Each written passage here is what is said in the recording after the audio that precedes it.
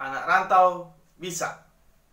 Nah, untuk kali ini teman-teman yang ada di perantauan, bahkan yang ada di rumah, sendiri, yang ada di kampung, pesan untuk hari ini adalah untuk anak-anak rantau.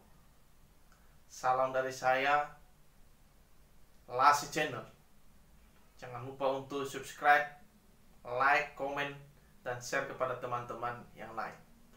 Oke, untuk kali ini saya sampaikan sebuah tema yang berisikan apa yang kita cari di dalam perantauan. Nah, yang menariknya adalah banyak orang, banyak anak rantau yang datang merantau tidak tahu apa yang dia cari. Begitu, ya. Jadi hari ini saya sampaikan sebuah tema buat kita mengenai apa yang kita cari di perantauan. Oleh sebab itu, teman-teman semua yang ada di manapun berada hari ini, yang menonton video ini, saya mau katakan ada tiga hal yang harus kita perhatikan ketika kita merantau dan apa yang kita cari. Ada tiga hal. 1, 2, 3. Yang pertama, carilah Tuhan. Kenapa kita harus mencari Tuhan? Karena sumber berkat itu adalah Tuhan, dan Dialah yang memberikan jalan berkat itu mengalir dalam hidup kita, ya. Karena Tuhan segala-galanya dan Dia yang berkuasa di atas segala-galanya. Jadi kita anak rantau, carilah Tuhan. Karena Tuhan itu memberikan yang tidak pernah engkau pikirkan. Semoga kita anak-anak rantau, kita lebih dulu mencari Tuhan ketika ada di perantauan. Jangan seperti orang-orang yang seperti umumnya orang-orang anak rantau yang dicarinya ketika dia sudah berantau, yang dicari dia adalah pekerjaan lebih duluan. Dia lupa bersyukur, dia lupa memohon kepada Tuhan. Kalau sudah kejepit, baru dia cari Tuhan. Itu salah. Yang pertama, carilah Tuhan. Yang kedua, carilah harta. Harta, uang, emas, barang-barang, itu adalah hal kedua dalam hidup kita ketika kita merantau. Ketika kita ada di dalam perantauan, yang kita cari yang kedua adalah kita cari kebutuhan kita cari uang, kita cari apa yang kita butuhkan semasa kita merantau. Jadi anak rantau, di situ juga ketika kita mencari uang, kita harus memiliki gaya. Kita harus memiliki pola kehidupan yang berbeda dengan orang-orang umum yang biasanya.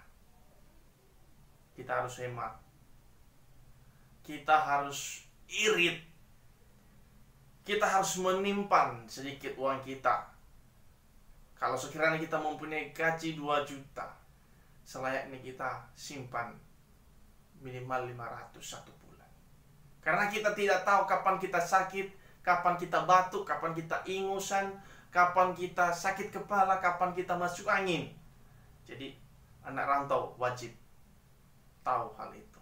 Yang ketiga, cari pengetahuan dan pengalaman.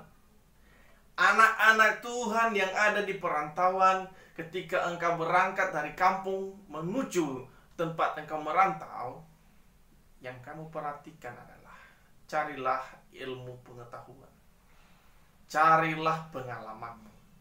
Karena ketika kita berada di rantau, bukan hanya satu suku yang ketemu dengan kita. Kita tentu memiliki teman yang berbeda dan lain suku dengan kita.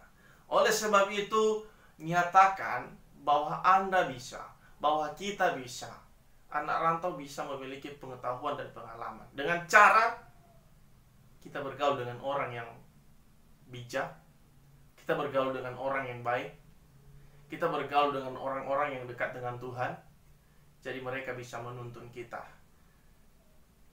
Jadi jangan sampai ketika engkau berangkat dari rumah, engkau memiliki pengalaman yang buruk. Dan begitu juga ketika engkau berada di perantauan, engkau juga membawa pulang pengalaman yang buruk. Jadi harapan kita, ketika kita memiliki pengalaman pola hidup yang buruk dari kampung, dari rumah kita, ketika kita datang sampai ke rantau orang, kita harus membawa karakter yang baru, memiliki pola hidup yang baru, pengalaman yang baru, supaya keluarga kita yang ada di rumah, yang ada di kampung, mereka merasakan bahwa Anda orang yang luar biasa, bahwa Anda orang yang hebat, diberkati oleh Tuhan, sehingga hidupmu menjadi berkat bagi mereka. Ketika karakter hidupmu engkau ubahkan, ketika karakter hidupmu engkau ubah dari buruk menjadi baik, itu baru anak rantau bisa. Terima kasih untuk kali ini. Saya sapa kita dengan kasih Kristus. Shalom, anak rantau bisa.